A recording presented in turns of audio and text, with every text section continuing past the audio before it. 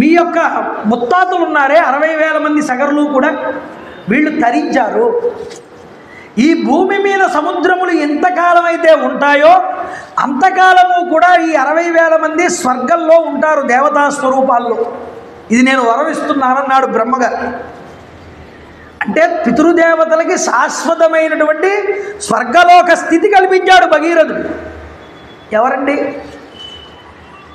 ఈ రోజు పోతే ఈ తర్వాత తరం పోతే పై తరం వాళ్ళు మనల్ని గుర్తుపెట్టుకోరు. ఈ రోజుల్లో ఈ మాత్రం దానికి 7 తరాల దాకా జరిగిపోని ఆస్తి సంపాదించాలని ఆత్రం పడతాం మనం. తర్వాత తరం వాడు మీ ముత్తాత పేరేమిటంటే తెలియదు. తాత పేర్లే తెలియట్లేదు, ముత్తాత దాకా ఎందుకండి?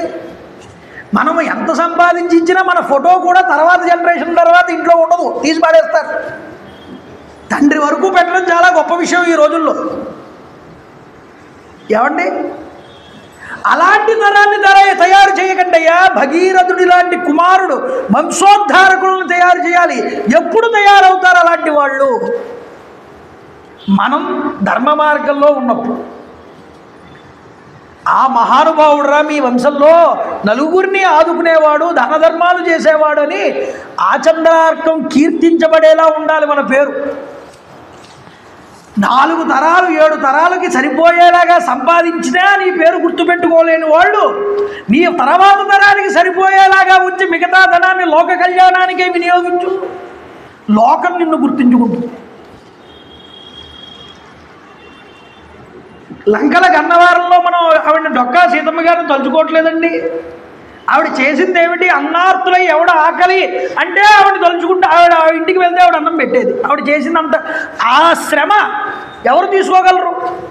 ఆవిడకి ఏం పట్టింది అది? కానీ ఆకలి అని వస్తే నేను అన్నం పెడతాను, ఒక సిక్ పెట్టి ఉంది. ఎన్ని తరాల ముందు ఆవిడ? ఇప్పటికీ అనుకుంటున్నావా లేదా? మన వాళ్ళు సంపాదించి ఇస్తే వాళ్ళు ఏమీ మనల్ని గుర్తుపెట్టుకోరు. అది లోకానికి చేస్తే లోకం మనల్ని గుర్తిస్తుంది.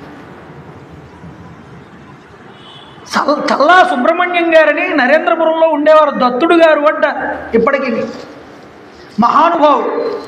ఆయన గ్రామాన్ని ఊరిని సొంత బిడ్డల్లాగా చూసుకున్నారు ప్రజలందరినీ కూడా. ఊరికి తన సొంత డబ్బు పెట్టి కళాశాలలు కట్టించాడు, రోడ్లు వేయించాడు, వంతెనలు కట్టించాడు. ఆ ఊరికి వచ్చినటువంటి ఉపాధ్యాయులందరినీ కూడా వాళ్ళని తన ఇంటిలో మనుషుల కింద చూసుకునేవాడు మహానుభావుడు. మీరు అడగండి, నరేంద్రపురం వెళ్ళి దత్తుడు గారంటే చెప్తారు ఎవరైనా గొప్పగా. కొత్తపేటలో కూడా చాలామందికి తెలుసు ఆయన గురించి.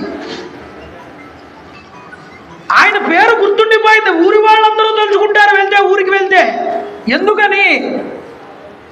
చేసిన పని లోకోపకారం కోసం చేసి, ఈయన మహానుభావుడు మా వంశంలో పుట్టాడు అని ఎన్ని తరాల వాళ్ళు వెళ్ళిపోయినా ఆయన నిలిచిపోతాడు అలా శాశ్వతంగా. నీ దగ్గర డబ్బు ఉంటే నువ్వు ఏదైనా చెయ్యాలి అనుకుంటే నువ్వు చెయ్యాల్సింది నీ తర్వాత తరాలు 10 తరాలకి ఇవ్వడం కాదు.